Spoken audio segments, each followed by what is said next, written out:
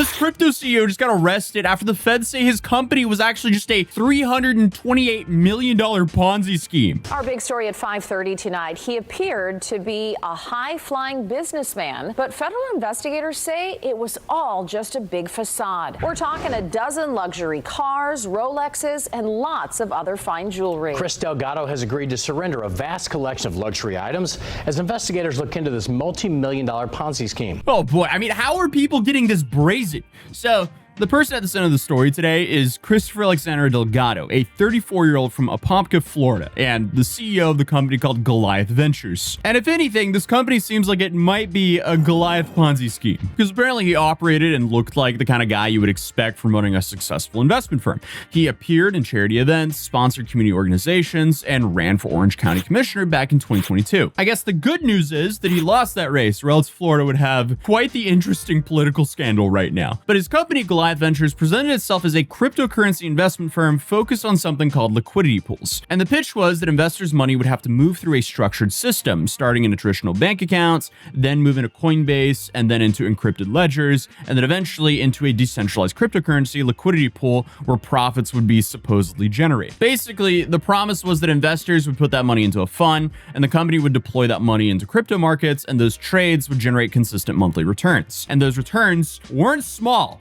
because according to the criminal complaint, the agreement offered investors monthly returns ranging from 3% to 8% a month. Now, nothing like that sounds like safe or conservative at all. That sounds like extreme risk to me. But I'm assuming the exchanges he was pitching on investors that he was providing liquidity for would be like the exchanges like Uniswap, SushiSwap, and Hyperliquid, where essentially they would pull together the money and they would provide liquidity to, for example, the US dollar coin pair and Ethereum to make it easy. But I mean, there's no shot that those returns are that powerful from just like the USD coin to Ethereum. So if his returns, what he was at least telling investors, was true, they would have to be providing liquidity to like small cap coins, and that would be extremely risky. And the reason it's so risky is, let's say you're providing liquidity to like Uniswap or SushiSwap. My understanding is you need about 50% of each to provide liquidity. So you need 50% USD coin and 50% Ethereum, for example, to provide liquidity to those platforms. Now, if you're doing that with a small cap coin, you have the risk of something called an impermanent loss happening. And that's if, let's say, the speculative coin that you're also providing liquidity for tanks overnight. That's bad, because then the order book becomes extremely unbalanced, and suddenly it has to rebalance itself out, and then you get a whole bunch of the tokens that are now worthless, and like none of the USD coin or whatever is actually valuable. So then you're sitting there with a whole lot of nothing. And that's the risk you play when you're providing liquidity for small cap coins. But that's the only way I can see them actually getting returns like this. Or that it was just a massive alleged Ponzi scheme, which it seems like it is here. Who knows? Maybe they were doing both and it turned into a Ponzi scheme because he blew it up. But what's wild is, in some cases, investors were told that those returns were guaranteed and that their original investment would be protected. And their contracts even told investors that they could withdraw their money whenever they wanted. I mean, there's so many red flags here. But in the complaint, it said the victims were asked to invest substantial sums of money under false and fraudulent promises of monthly returns generated through cryptocurrency liquidity pools. So essentially, he's just banking on investors having no idea what all of this is.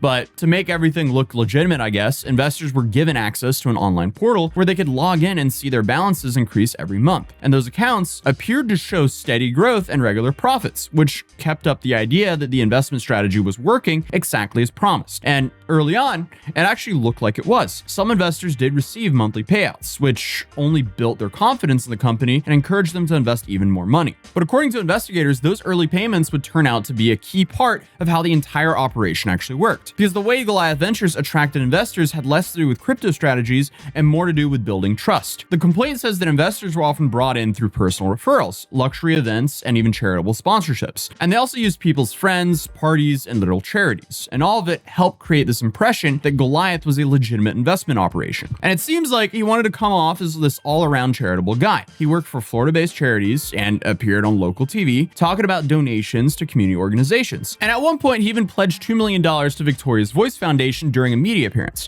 But behind the scenes, means, investigators say that the reality was very different. Because while Goliath claimed investor funds would be placed into cryptocurrency liquidity pools, bank records showed that very little money was actually used for that. Investigators say that most of the investor funds were never put into the crypto investment strategy that had been promised. Instead, those funds were kept in company-controlled bank accounts and cryptocurrency wallet. A large portion of that money was actually used for something else, paying early returns to earlier investors. Uh-oh, that sounds like a Ponzi. So it looks like this is where things start to look a whole lot less like a crypto investment firm and more like a classic Ponzi scheme. A Ponzi scheme works by using money from new investors to pay supposed returns to original investors or earlier investors. So instead of the profits coming from actual real investments, the payouts are just recycled investor money. Bank records also showed hundreds of millions of dollars moving through accounts controlled by the company. From January 2023 through June of 2025, about $253 million was deposited into one of Goliath's JP Morgan Chase accounts. Then, between May and September of 2025, another $75 million was deposited into a separate Bank of America account. And at the same time, millions of dollars were also being sent to cryptocurrency wallets that's been linked to the company.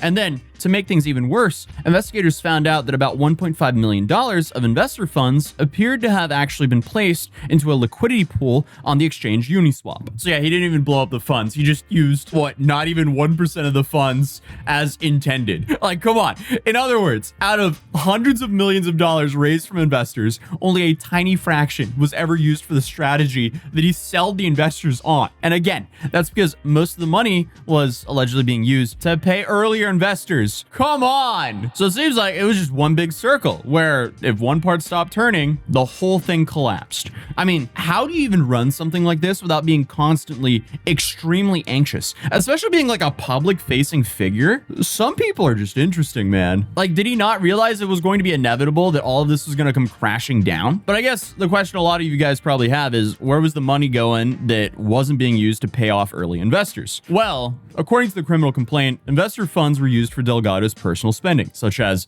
business gatherings, holiday parties, and luxury travel accommodations. Bank records also showed money being used to purchase multiple high-end properties in Florida because, you know, he couldn't just have one, I guess. Because Delgado also bought a home in Kissimmee? I think that's how you pronounce that? For about $1.15 million, and then another property in Sanford for roughly $1.65 million, and then a home in Winter Park for about $3.2 million, and then a property in Windermere for approximately $8.5 million. Who needs 4 properties in the same state? Like, what? Like, at this point, just get a hobby, man. Like, I get rich people owning multiple homes, but at least switch up the scenery. I mean, you're going from Florida to Florida to Florida to Florida. Mix in some pine trees there or something. Like, I don't know. Like, I guess he really just loved Florida.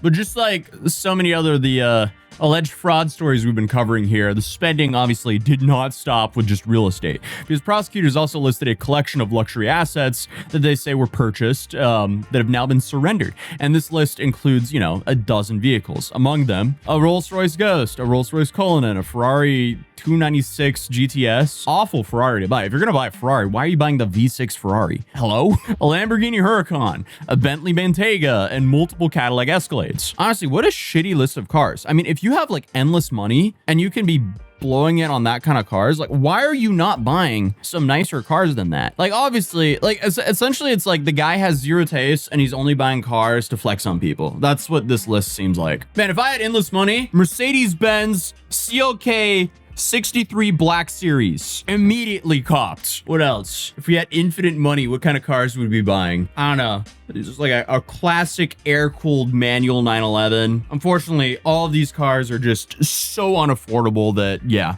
But if I had that kind of money, the CLK Black Series would be mine, and so would an air-cooled 911. Definitely not a V6 Ferrari. I don't know what he was thinking with that one. I digress. But continuing down the list, he also bought 18 luxury watches, and, you know, just looking at that list of cars, I'm assuming he just bought 18 different versions of a Richard Mille. That's what that list of cars is screaming to me here. But then on top of that, he also bought Tiffany & Co. necklaces, designer cufflinks, bracelets, Louis Vuitton diamond earrings, and even a diamond-encrusted Goliath branded ring. But these assets are now being turned over to the IRS criminal investigation as a part of their ongoing case. Federal prosecutors are working to get dozens of luxury assets from Christopher Delgado. We're two intelligent people, and we got conned. We're both over over 65. I'm a breast cancer survivor, and my husband's a U.S. veteran. It's just sad to think about the people who were caught up in this. Most likely, most of them are boomers. They're looking at their screen, they see their online portal, they see the number go up, but in reality, their money was going to V6 Ferraris. But I guess the success was just coming from the constant flow of new money coming into the system.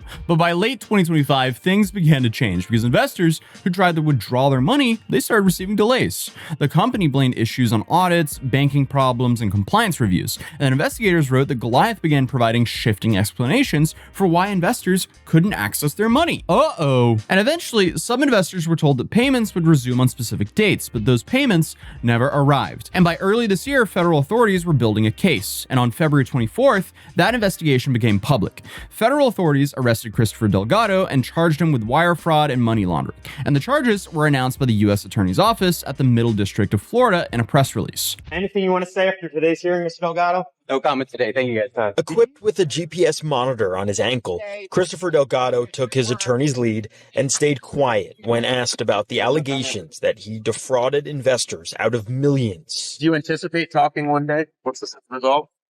Guys, thank you. The former CEO of the now defunct Goliath Ventures, Delgado is charged with wire fraud and money laundering, accused of providing payments of purported returns to existing investors, using the funds contributed by new investors. So the case is being investigated by the IRS Criminal Investigation and Homeland Security Investigations.